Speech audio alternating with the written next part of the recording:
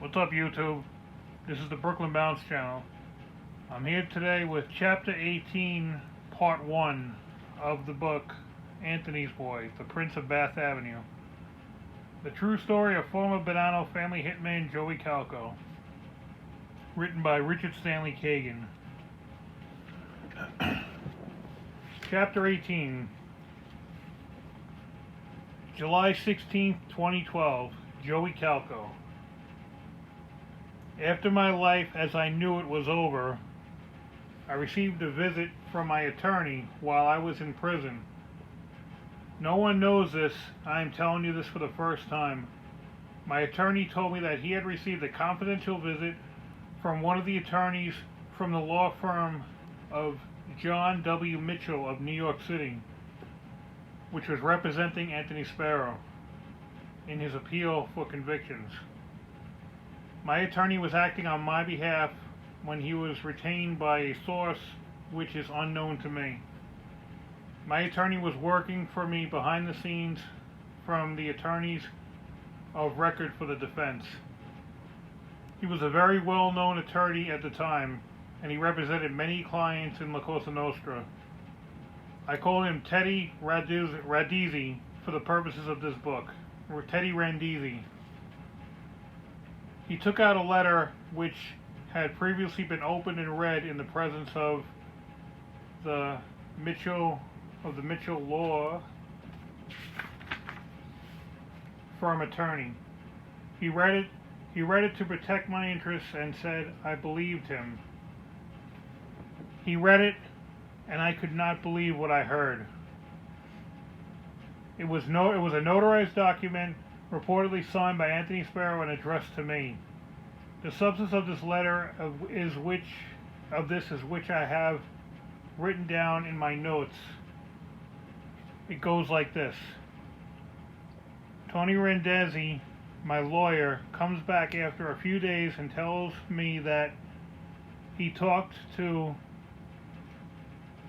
Senor Anthony Sparrow and the Don said to tell me that he is no longer the acting Don of the family, and that while I was in Sicily, he was demoted back to consigliere, and then he was busted down to capo because the bosses felt he was bringing too much heat to the family. And now he's going to be arrested for the testimony of some people who are lying about things they said, but which of course he would never do. The Don's attorney told my attorney, Attorney Randazzi, to tell me things which are written on this paper that he gives me and to be notarized, and which he will destroy after I see a proof of what he is going to tell me, unless I want to keep it to protect my life in the future. That was all one sentence, you know. The document says that the Don has released me from my oath of loyalty and omerta, and that I should do whatever I have to do to get my sentence reduced and get into the witness protection program, and that I have a long life to still live. And I should grow old and free with a family that loves me, and a family that loves me as he loves me. He writes that he is old now and has seen a lot of life and has had a good time with his pigeons and his wife and his children. As a good father and grandfather, he thanks God for those great and small pleasures which God has given to him. And then he says to me, Joey, in case you want proof that I authorized my attorney to send you this release of your oath, I will say this one word to you to prove that this release comes from my mind and my heart. Just one word I say, which is Maria. Only you and I know what that word means to both of us. Remember the story remember the story that only two of us know. Go with God, my friend. Joey, Little Man Calco. That's the end of that section. Next section. And then my mind stretched back in time from when I was just a little boy of 10 years old and I had not yet been corrupted by the life. It went like this, and I wrote it down many years later so that I would not forget how the good life was in the old days before everything went black. This is what Anthony Sparrow had talked about with me when he told me these things which had gone through his mind when he met me for the first time on his rooftop with his pigeons on Bath Avenue when I was just a little kid. I came out of the doorways onto the roof. Anthony Sparrow was alone on the rooftops of Bath Avenue with his racing pigeons. So he can see everything that is going on. He can see the police. He can see if the police are coming, or friends or family, or if they are taking their shakedowns from the neighborhood merchants. No one ever comes through that door to bother me, Joe Bonanti sees. No one ever comes through that door to bother him. Joe Bonanti sees to that. Signor, I say softly in Italian. He pays no attention to me and tends to his birds. He is waiting to see if I give him proper respect for a man of his state. Signor, I persist. Signor, see, S.I. was the last word he said. He answers me in Sicilian like he's the Pope. How may I help you, my child? Signor, with all due respect, I bring you this beautiful pigeon which I believe is lost and which belongs to you. Will you please take a look and see if he is yours? He looks at the band on his leg. It is red, green, white, the colors of Italy. It reads Anthony Costa, Costa. It is indeed my lost Maria. I thought that I would never see her again. Anthony Costa is my breeding name for my pigeons. It stands for Anthony Sparrow, La Cosa Nostra. It is kind of a code so that everyone on the streets knows that my pigeons belong to La Cosa Nostra of the Bonanno family in Brooklyn, New York City.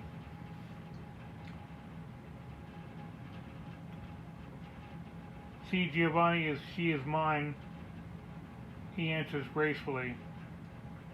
This is my lost feathered friend Maria. I was afraid that I would never see her again. I named her after the Holy Mother of God, the Holy Mary. It is a miracle that you have found her alive and brought her to me. How can I thank you, my young friend? Maria wiggles in his hands. There is no need to thank me, Signor. I only did what I thought was right, I said. You are a fine young man, he says. What is your name? Joseph Calco, I answer. Well, Joseph, from now on, with me, you will be known as Little Man. He reaches out his hand and shakes mine. When I release my handshake, I notice there is some paper on his hand. I look down to see a $100 bill. I cannot believe it. I have never seen so much money in my whole life, and I never thought I would. My young friend Joey, Little Man, he says, you will always hold a special place in my heart because you have helped my little Maria who got lost to find her way. We all get lost sometimes in our lives, and it is hard to find our way. when you get a little bit older, you come and see me. I have a very special, important job for you. Gracias, senor. I bubble like a little kid, like the little kid I am. But I always remember what.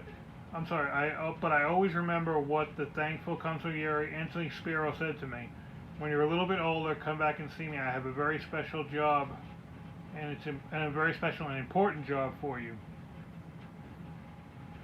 I always remembered that invitation, and I did go back to the consigliere, Signor Anthony Spiro, and I got the biggest job of my life. I became part of the bonanno crime family in Brooklyn, and a part of the Bath Avenue crew.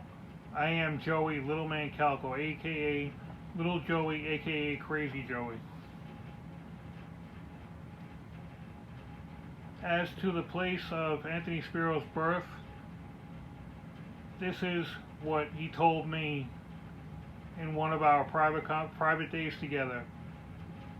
Anthony Spiro, 1987. Peppino, my little man, I have something to tell you that no one alive knows to this day.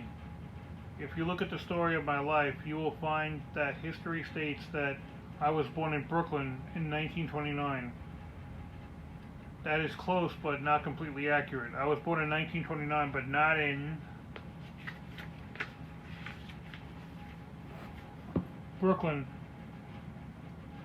I was born in, oh God, I can't pronounce this one, Castellamare, Sicily, Castellamare, Castellamare in Sicily, just like Joseph Bonanno was, and like Signor Giuseppe Joe Bahamas Bonanno. I migrated to this country with my family, somewhat off the books, like so many of our families' coasting operations are off the books.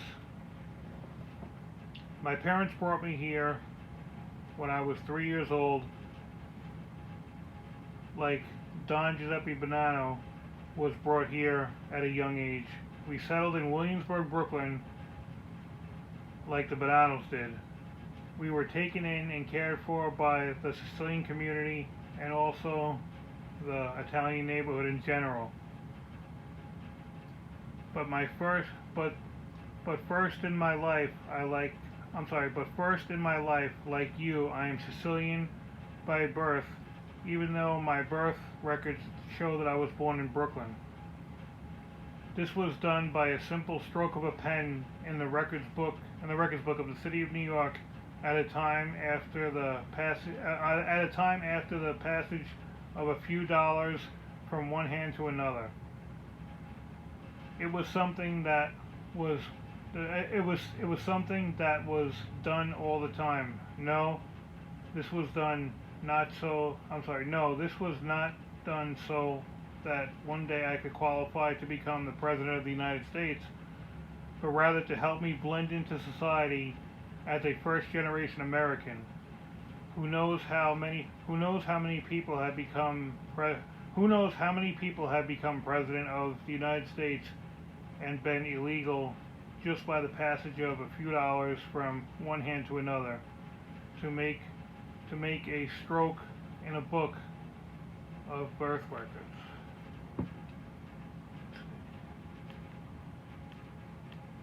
Alright guys, I'm going to stop here. I read a little bit earlier today, so my throat is kind of inflamed.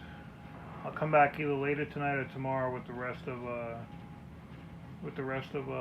Anthony Spiro, and then we'll get into the calzone story for the rest of the calzone story in Florida for the rest of chapter 18. Chapter 19 is only 2 pages long. Chapter 20 is 2 pages long, and then there's some things in the rest of the book, like the afterword and everything, that I'll take care of tomorrow. Alright? Thank you for listening. Please subscribe. Please like. Please share. Please help me grow my channel. Please comment. If there's anything else I can do, please let me know. I'll talk to you guys later. Thank you, and have a safe weekend. Thanks.